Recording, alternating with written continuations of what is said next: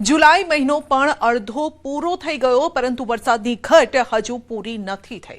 मेघो एवो रिसायो छे के तात मुरझायो छे। બે વાર ખેડૂતોએ કરેલા વાવેતર ફેલ થઈ ગયા છે। ખેડૂતો જ નહીં પશુપાલકોને વરસાદની ઘટના કારણે ઘાસચારાની અછત વર્તાઈ રહી છે। દેશમાં સૌથી અછતવાળા 100 જિલ્લામાંથી 9 તો ગુજરાતના છે। દ્વારકામાં વરસાદની 97% અને કચ્છમાં વરસાદની 86% ઘટ છે। કુદરત લઈ રહી છે કસોટી।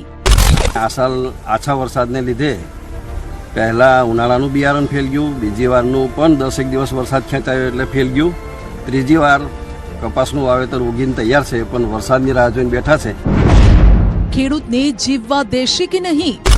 ખેડૂતને જો આ વર્ષ મોડું પડે તો માણસની અવદશા થઈ જાય, જેની દિવાળી પણ બગડે। મેઘો રીસાયો, ખેડૂત મૂંઝાયો।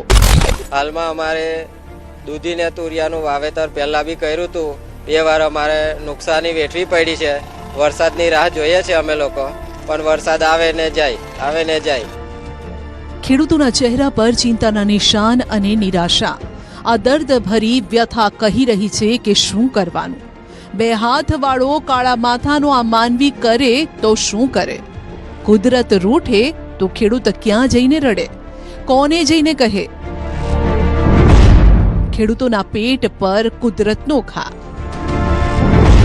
પશુઓના પેટ પર વાગી લાત।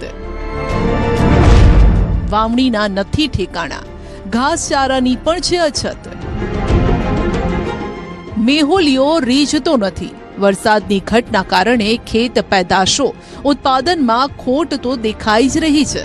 હવે પોતાના પશુઓનો નિભાવ કેવી રીતે કરવો તેની ચિંતા છે, જેનું કારણ છે ઘાસચારામાં અછત કે બમણો ભાવ વધારો। વરસાદ ખેંચાતા અછતની પરિસ્થિતિ સર્જાઈ છે।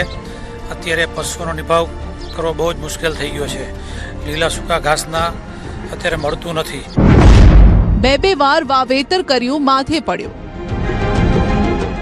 છોટાઉદેપુરમાં માર પર માર અને ખેડૂતો લાચાર। 2 વાર વાવેતર કર્યું પરંતુ વરસાદે દગો દેતા તે ફેલ થઈ ગયું। જિલ્લામાં અત્યાર સુધીમાં 12% જેટલો જ વરસાદ નોંધાયો છે। મોંઘા બિયારણ, ખાતર, ખેડૂતોની મહેનત બધું જ આ પાકની સાથે સુકાઈ રહ્યું છે। ખેડૂત નુકસાની પર નુકસાનીનો સામનો કરી રહ્યો છે। જ્યાં વાવેતર ઉગી નીકળ્યું તે સિંચાઈના પાણીની પૂરતી વ્યવસ્થાના અભાવે સડી ગયું। જીવાતોએ પાન કોરી ખાધા। હાલમાં અમારે દૂધી ને તુરિયાનું વાવેતર પહેલા બી કર્યું હતું, 2 વાર અમારે નુકસાની વેઠવી પડી છે। વરસાદની રાહ જોઈએ છે અમે લોકો, પણ વરસાદ આવે ને જાય, આવે ને જાય। હવે 2 વાર અમારે બિયારણ ફેલ થયું, આ ત્રીજી વારનું બિયારણ વાવેલ છે તો વાવેતર સારું છે, પણ હવે વરસાદની રાહ જોઈ રહેલા છે। અને સરકારશ્રીને અમારે નમ્ર વિનંતી છે કે અમારે કુદરતી આપત્તિ બી છે, વરસાદ નથી પડતો, ખેડૂત અમે છે એટલે રાહ જોઈએ છે વરસાદની। પ્લસ કે જો ફેલ જાય તો સરકારશ્રીને એટલું અમારે કહેવું છે કે અમને કંઈક રાહત પેટે કોઈ બજેટ બહાર પાડીને પેમેન્ટ પૂરું પાડે। કુદરતની કસોટી, તંત્રનો તમાચો। કેટલાક લોકો પાસે બોર, કુવા, સિંચાઈની વ્યવસ્થા હોવા છતાં પૂરતો વીજ પુરવઠો મળતો નથી। પરિણામે પાકને સમયસર પાણી નથી અપાતું। જ્યાં સિંચાઈની સુવિધા છે ત્યાં લીલાછમ ખેતરો જોવા મળે છે, પરંતુ તેની બાજુમાં જ વરસાદના અભાવે પાક સુકાઈ રહ્યો છે। ખેડૂતોને વીજ પુરવઠો પૂરતો મળતો નથી। કુદરત કસોટી લઈ રહી છે। બીજી તરફ તંત્ર પણ વીજ પુરવઠાને લઈને હાથ અદ્ધર કરી રહ્યું છે। અમે અમારા સુવિધાથી આ એક ખેતર મારું છે, અમે રેડી કરેલું છે વરસાદ પહેલાં, અને પછી વરસાદ થોડો ઘણો પડ્યો છે અને પછી વરસાદ બંધ થઈ ગયો છે। તો અત્યારે અમારી માંગ એવી છે કે જો આજે તમને લીલોતરી ખેતર દેખાય છે, એ ખેતર અમારા માટે ખાલી 2 કે 4 જ દિવસ માટે છે। અને જો હમણાં ટાઈમસર વીજ પુરવઠો નહીં મળે, અમારા જોડે બધી જ સુવિધા છે, મોટર છે, બોર છે, લાઇન છે, બધું જ છે, પણ એને ચાલુ કરવા માટે જે વીજ પુરવઠાની જરૂર છે એ હમણાં ટાઈમસર મળતો નથી। અને આજે 3 દિવસથી અમને લાઇટ મળતી નથી। નર્મદા કેનાલ કિનારે જ તરસ્યા।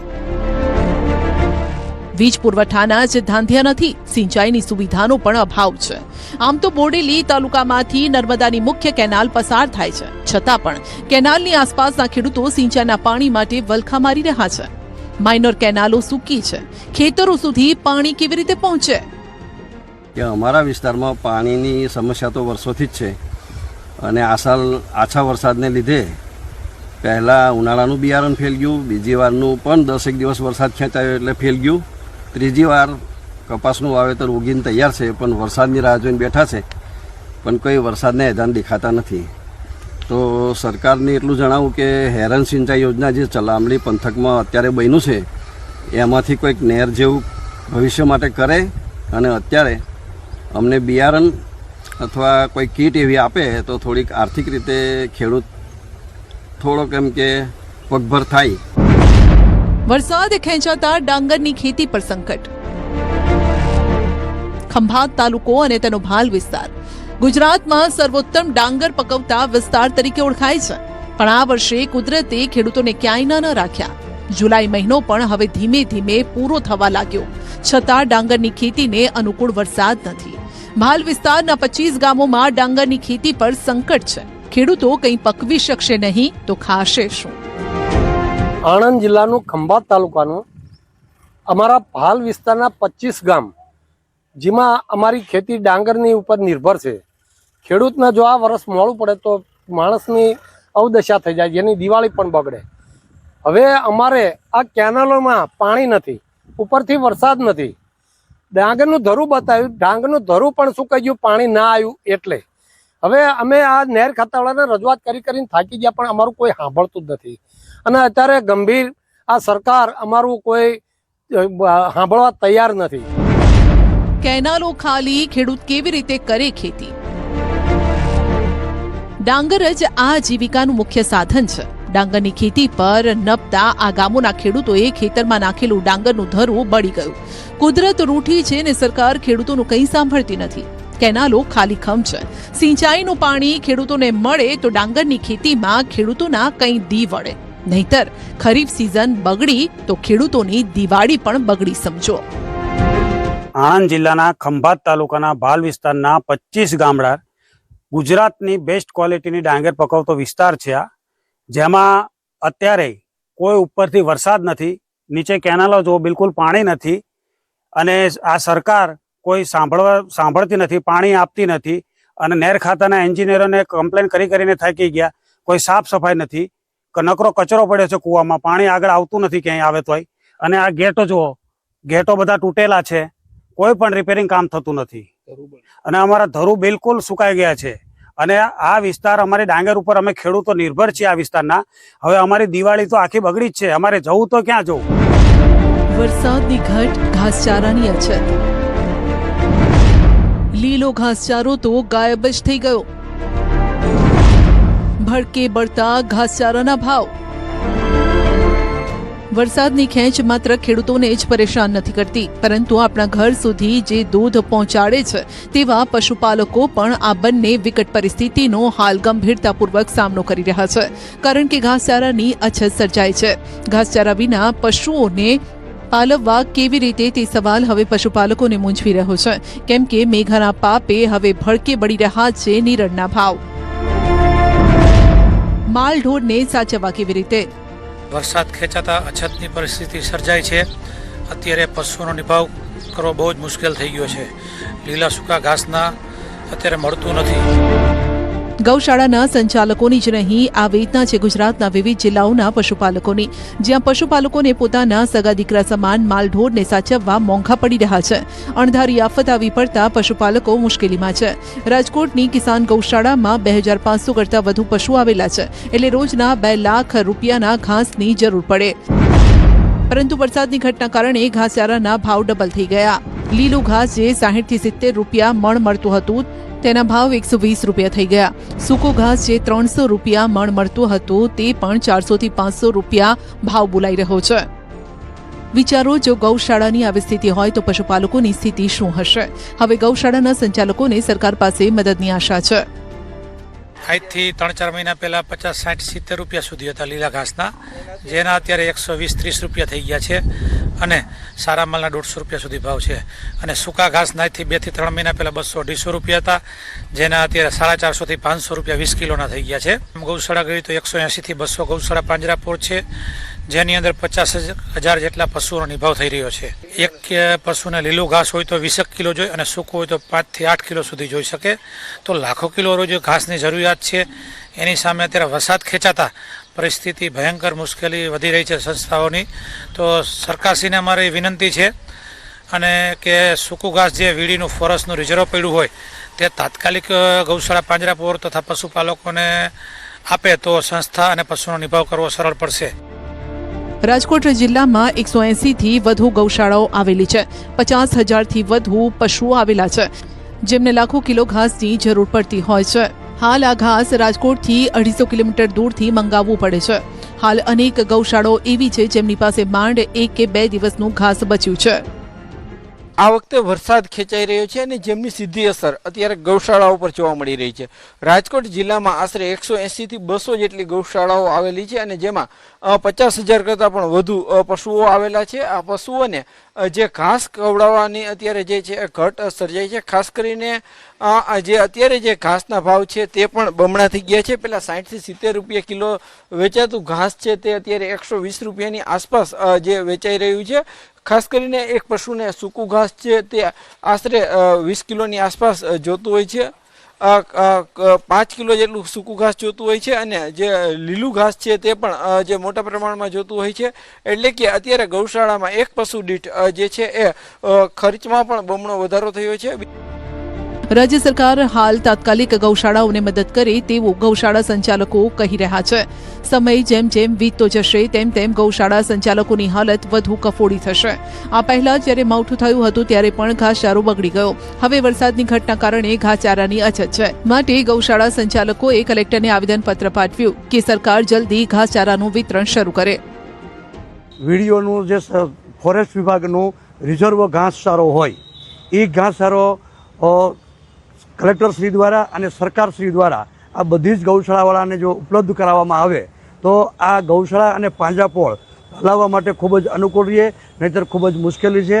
ઘાસચારો અત્યારે ક્યાંય મળતો નથી. એના કારણે ગૌમાતા અને ગૌવંશ ખૂબ જ મુશ્કેલીમાં આવેલ છે અને આ નિભાવ કરવો ખૂબ જ મુશ્કેલ છે. ઘાસચારાની અછતને લઈ ધારાસભ્ય રમેશ ટીલાડાએ રાજ્ય સરકારને ઘાસચારાનું વિતરણ કરવા રજૂઆત કરી. સુરેન્દ્રનગરના અમુક વિભાગ અને રાજકોટ જિલ્લાના અમુક વિસ્તારમાં વરસાદ ઓછો છે એટલે ઘાસચારાની મુશ્કેલીની હિસાબે અહીંથી જે કાંઈ વીડીનું ઘાસચારું છે એનો વહેલી તકે વિસ્તરણ ચાલુ કરી અને વધુ લોકોને સુવિધા મળે અને મુશ્કેલી ન પડે એના માટેની હવે અમે રાજ્ય સરકારમાં રજૂઆત કરી અને વહેલી તકે ઘાસચારો બધાને મળે એવા અમારા પ્રયત્ન છે. ઘાસચારાની અછત દૂધ ઉત્પાદનમાં ઘટાડો. બનાસકાંઠામાં વરસાદના અભાવે પશુપાલકો પર સંકટ ઘેરું બનતું જઈ રહ્યું છે. ચોમાસું ખેંચાતા લીલો ઘાસચારો લગભગ અદ્રશ્ય થઈ ગયો છે. જ્યારે કે સૂકા ઘાસચારાના ભાવમાં ભારે વધારો થતાં પશુપાલકોનું આર્થિક સંતુલન ખોરવાઈ ગયું છે. પશુઓને પૂરતો ખોરાક ન મળતા દૂધ ઉત્પાદનમાં પણ ઘટાડો નોંધાઈ રહ્યો છે, જેના કારણે આવક પર સીધી અસર પડી છે. કુદરત અને મોંઘવારીના બેવડા માર વચ્ચે હવે પશુપાલકો સરકારની મદદ અને મેઘરાજાની મહેરની રાહ જોઈ રહ્યા છે. બનાસકાંઠા જિલ્લો કે જ્યાં પશુપાલન એ લોકોની આજીવિકાનો મુખ્ય સ્ત્રોત છે, ત્યાં આજે પશુપાલકો રાતા પાણીએ રડી રહ્યા છે. વરસાદ ન પડવાના કારણે ધરતી સૂકી ભટ બની છે. બનાસકાંઠાના પશુપાલકો અત્યારે કુદરત અને મોંઘવારી બંને સામે જંગ લડી રહ્યા છે. વરસાદ ખેંચાતા સૂકા ઘાસચારામાં 60 થી 80% ભાવ વધ્યો છે અને દાણમાં પણ વધારો થયો છે. એટલે હવે ખેડૂતોને પશુપાલન કરવું બહુ અઘરું થયું છે. ઉપરાંત તો બનાસદાણમાં પણ 200 રૂપિયા વધ્યા, જે પણ ખેડૂતોને પડતા ઉપર પાટવું હોય. વરસાદ ખેંચાતા અત્યારે ખેતરોમાં કોઈ વાવેતર જેવું અને જે વાવેતર કર્યા બોરના પાણીથી એ પણ અત્યારે સુકાઈ રહ્યા. તો એના માટે સરકારને અમારે એટલી જ વિનંતી છે કે અમને આ બધામાં જો સબસિડી આપે તો ખેડૂતોને કપરા સમયમાં જો સૂકા ઘાસચારામાં પણ થોડી ઘણી સબસિડીઓ આપે તો એમનો પશુપાલનનો વ્યવસાય ટકી રહે. ત્યારે હવે પશુ ખોરાકમાં ભાવ વધારા અંગે પશુપાલકોની વહારે રાજ્ય સરકારે જ આવવું પડશે. જેમાં સરકાર પાસે જો ઘાસચારાનો રિઝર્વ સ્ટોક હોય તો તેના દ્વાર રાજ્યના પશુપાલકો માટે ખોલવા પડશે. તો ઘાસચારા સહિતની તમામ સામગ્રીના ભાવમાં ઘટાડો થાય, જેથી પશુપાલકોને માથે આવેલું આર્થિક ભારણ હળવું થાય. ગિરનાર આવતા યાત્રાળુઓની સુરક્ષા માટે લેવાયેલા નિર્ણયનો પહેલા દિવસે જ સુર સુર્યો. બાળક પર સિંહના હુમલાથી મોત બાદ ગિરનાર યાત્રા માટે આવતા યાત્રાળુઓનું ઓનલાઈન તેમજ ઓફલાઈન રજીસ્ટ્રેશન આજથી ફરજિયાત કરવામાં આવ્યું, પરંતુ પહેલા જ દિવસે બપોર સુધી આ રજીસ્ટ્રેશનની પ્રક્રિયા શરૂ જ ન થઈ શકી. જોકે ન્યૂઝ 18ના અહેવાલ બાદ તંત્ર સફાળું જાગ્યું.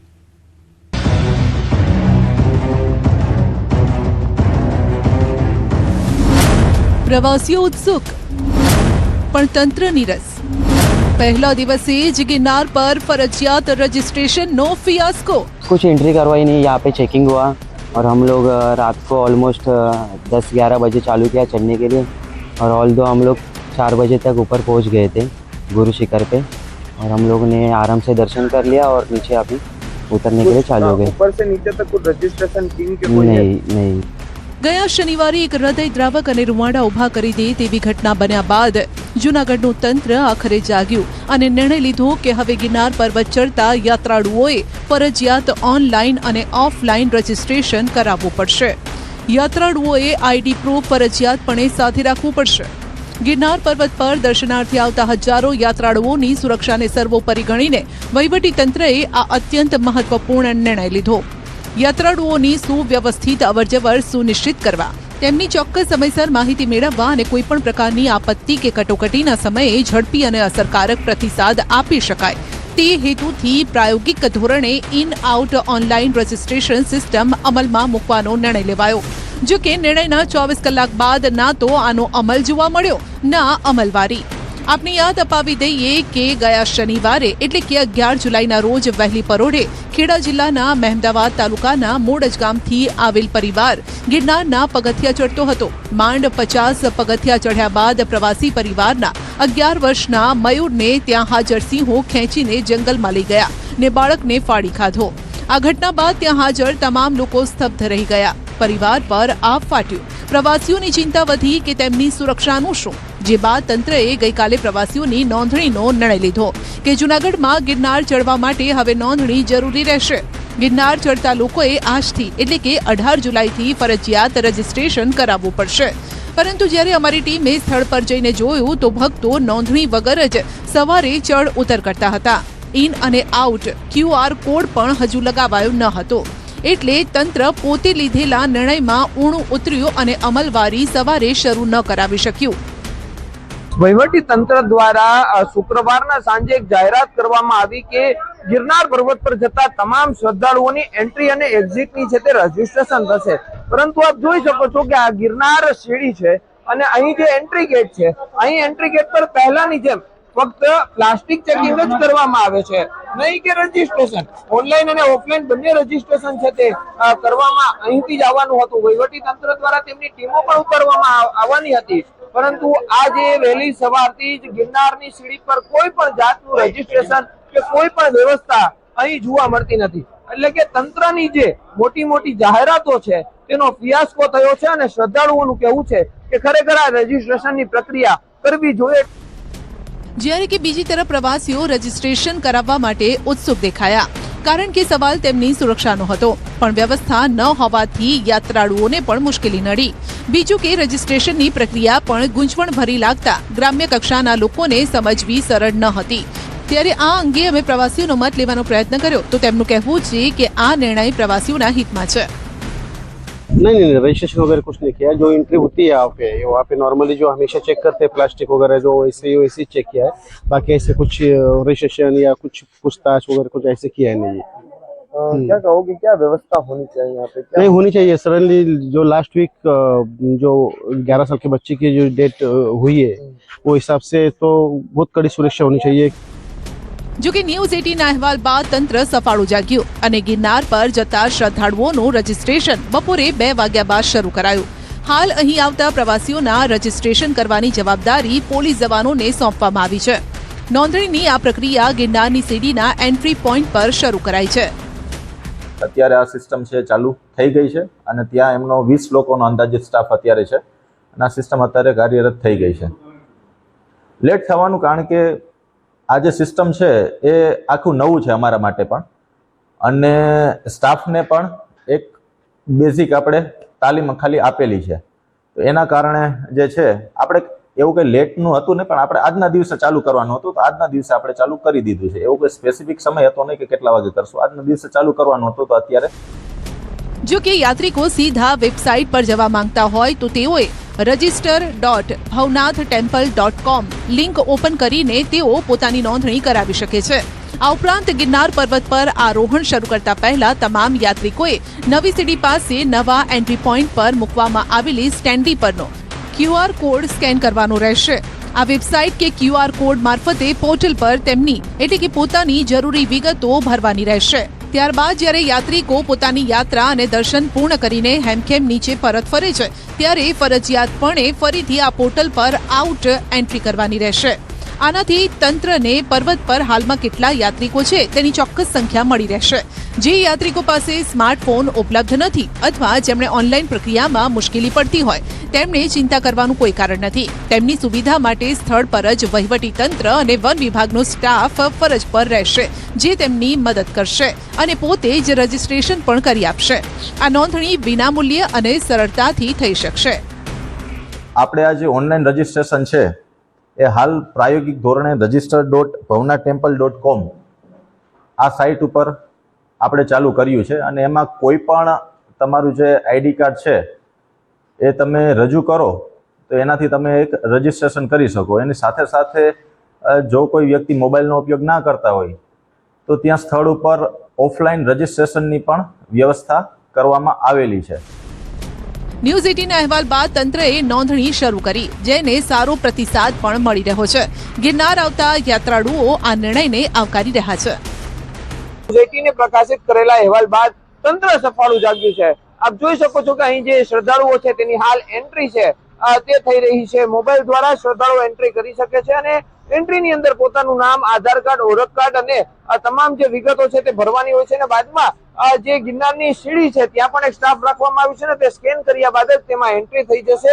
અને જે બારકોડ છે તે રાખવામાં આવ્યા છે. હું કેમેરા પર્સનને કહીશ કે આપને જે દ્રશ્યો બતાવે કે જે બારકોડ છે, અહીં જે બારકોડ છે અહીં તમામ પ્રકારની જે સૂચનાઓ પણ લખવામાં આવી છે અને આ બારકોડ સ્કેન કર્યા બાદ શ્રદ્ધાળુઓ પોતાના જ મોબાઈલમાંથી છે તે एंट्री કરી શકશે અને બાદમાં છે તે गिरनार पर्वत पर जैसे ये जो रजिस्ट्रेशन का सिस्टम चालू हुआ है अच्छा है और यात्रियों के लिए भी अच्छी सुविधा है ऊपर जाने के लिए और अच्छी चेकिंग हो रही है तो उससे जो वहाँ गंदगी होती है पहाड़ों पे तो वो भी अच्छा रहेगा और जो सिस्टम चालू करा है वो बढ़िया है. અમે ગિરનાર ચડવા માટે આવ્યા છે. આજે અહીંયા આ લોકો રજીસ્ટ્રેશનની પ્રક્રિયા રાખેલી છે.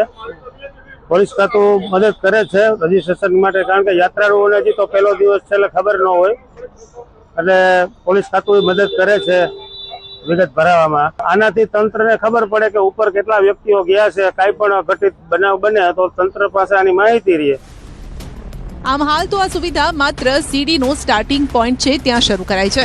જરૂર જણાશે તો નવી સીડી, જૂની સીડી કે રોપવે મારફતે યાત્રા કરતા તમામ મુસાફરો માટે આ સિસ્ટમ કાર્યરત કરાશે. માટે હવેથી જે પણ લોકો ગિરનાર જઈ રહ્યા છે તેઓએ ફરજિયાત ઓળખપત્ર સાથે રાખવું પડશે અને ઓનલાઈન નોંધણી પણ કરાવવી પડશે. તંત્રએ લોકોને નોંધણી કરવામાં સાથ આપવા પણ જણાવ્યું છે, જેથી તેમનું ટ્રેકિંગ કરી શકાય. તંત્રનું કહેવું છે કે ફક્ત પ્રાણીઓ સાથેના ઘર્ષણ અને સુરક્ષા જ નહીં, પરંતુ ક્યારેક કોઈ મોટી આપદા આવી જાય તો પણ ગિરનાર પર કેટલા શ્રદ્ધાળુઓ છે તેની ગણતરી થઈ શકે અને તે પ્રમાણે સુવિધા પણ ઊભી કરી શકાય. રાજ્યમાં મેઘરાજાની જમાવટ, દક્ષિણથી લઈ સૌરાષ્ટ્ર સુધી વરસાદી માહોલ. ગુજરાતમાં મેઘરાજાએ ફરી એકવાર જમાવટ શરૂ કરી છે. દક્ષિણ ગુજરાતથી લઈને મધ્ય ગુજરાત અને સૌરાષ્ટ્ર સુધી અનેક વિસ્તારોમાં વરસાદી માહોલ જોવા મળ્યો. બીજી તરફ ઉપરવાસમાં વરસાદને પગલે સરદાર સરોવર નર્મદા ડેમની જળ સપાટીમાં પણ સતત વધારો થઈ રહ્યો છે. જોઈએ રાજ્યભરના વરસાદનો અહેવાલ. દક્ષિણ ગુજરાત, મધ્ય ગુજરાત અને સૌરાષ્ટ્રના શહેરો તથા ગ્રામ્ય વિસ્તારોમાં મેઘરાજાએ મહેર વરસાવતા લોકોને ઉકળાટમાંથી રાહત મળી છે. ઉપરવાસમાં સારા વરસાદના પગલે સરદાર સરોવર નર્મદા ડેમમાં પાણીની સતત આવક થઈ રહી છે. હાલ ડેમની જળ સપાટી વધીને 127.50 મીટર પર પહોંચી છે. ડેમમાં 16,335 ક્યુસેક પાણીની આવક નોંધાઈ રહી છે. જ્યારે પાણીની ઉપલબ્ધિને ધ્યાનમાં રાખીને RBPHના તમામ પાવર હાઉસ કાર્યરત કરવામાં આવ્યા છે. ડેમની મહત્તમ સપાટી 138.68 મીટર છે. વડોદરામાં ભારે ઉકળાટ બાદ વાતાવરણમાં પલટો આવ્યો. સવારથી ધીમી ધારે વરસાદ શરૂ થયો, જ્યારે કેટલાક વિસ્તારોમાં ધોધમાર વરસાદ પણ વરસ્યો. શહેરના વિવિધ વિસ્તારોમાં હળવાથી મધ્યમ વરસાદથી લોકોને ગરમીમાંથી રાહત અને ઠંડકનો અનુભવ થયો. દક્ષિણ ગુજરાતના વલસાડ જિલ્લામાં પણ સવારથી મેઘરાજા મહેરબાન રહ્યા. વલસાડ શહેર ઉપરાંત ભાગડાવડા, કોસંબા, તિથલ રોડ અને હાલર રોડ વિસ્તારમાં સારો વરસાદ નોંધાયો. લાંબા વિરામ બાદ વરસાદ પડતા ખેડૂતોમાં ખુશીનો માહોલ જોવા મળ્યો. સૌરાષ્ટ્રના રાજકોટ જિલ્લાના જેતપુરમાં પણ વાદળછાયા વાતાવરણ વચ્ચે વરસાદી ઝાપટા વરસ્યા. શહેર અને આસપાસના ગામડાઓમાં વરસાદથી લોકોને અસહ્ય ઉકળાટમાંથી આંશિક રાહત મળી. રાજ્યના વિવિધ વિસ્તારોમાં વરસાદની